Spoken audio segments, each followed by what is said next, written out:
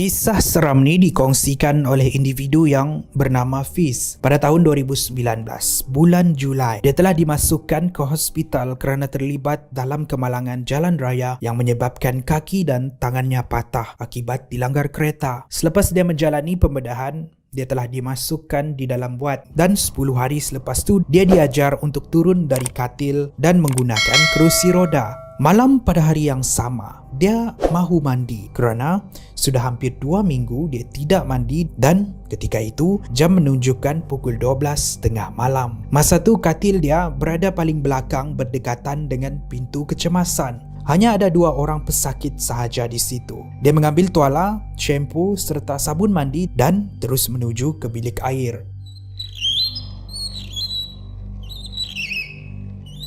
Sampai sahaja di bilik air, tidak ada seorang pun yang ada di sana. Dia pun memilih bilik air yang paling hujung dan luas kerana sesuai dengan keadaan dia yang menggunakan kerusi roda. Tanpa membuang masa, dia pun mandi sambil memasang lagu-lagu jiwang sambil dia menyanyi.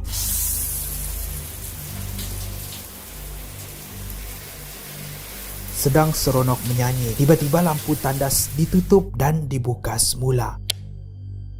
Dia berhenti seketika lalu menyambung membilas badan dia. Tiba-tiba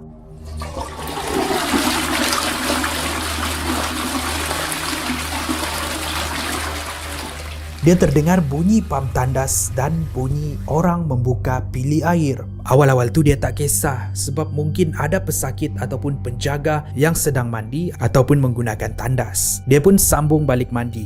Tidak lama selepas tu, semua pam tandas bersebelahan dengan bilik yang sedang dia gunakan berbunyi.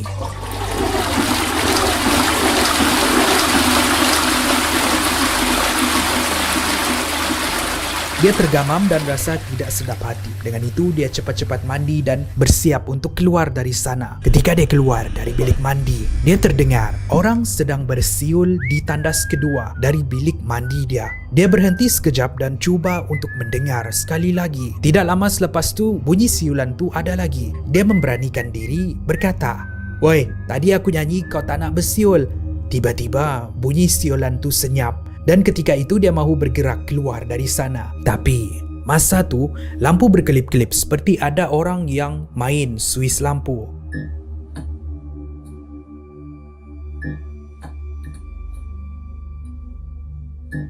Dia sangka jururawat di sana yang cuba mempermainkan dia. Jadi dia pun cakap, "Jangan tutup lampu, saya masih di dalam." Lampu tu menyala semula. Dia keluar dari tandas dan sekali lagi dia terdengar bunyi siulan. Dengan perasaan berani, dia mengundurkan balik kerusi roda dan masuk semula ke dalam bilik air dan terus pergi ke tandas yang berbunyi tadi. Sampai sahaja dekat pintu tandas tu, dia cuba tarik pintu tapi berkunci. Dia cuba menjerit, "Ada orang ke dalam ni." Selepas tu, pili air di dalam tandas tu terbuka dan dia mendengar air yang melimpah-limpah keluar. Dia cuba membuka pintu yang berkunci tadi dan dia terkejut. Kali ini pintu tu dapat dibuka. Dia cuba tarik pintu tu dengan perlahan-lahan dan dengan jantungnya yang berdebar-debar. Bila pintu tu terbuka, dia terkejut.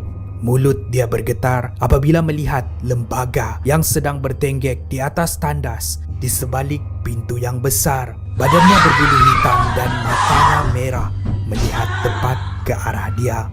Dia pun menutup mata lalu membaca surah-surah yang dia ingat. Lepas tu dia membuka mata dan lembaga tu hilang dari pandangan dia. Dia cepat-cepat keluar dari bilik tu dan terus menuju ke katil. Keesokan paginya, dia demam. Dia juga ada menceritakan kisah ni kepada jururawat di sana. Mereka kata, di sana memang ada gangguan dan mereka semua sudah biasa dengan gangguan bunyi-bunyi itu. Tapi mereka belum lagi pernah terserempak dengan lembaga yang diceritakan.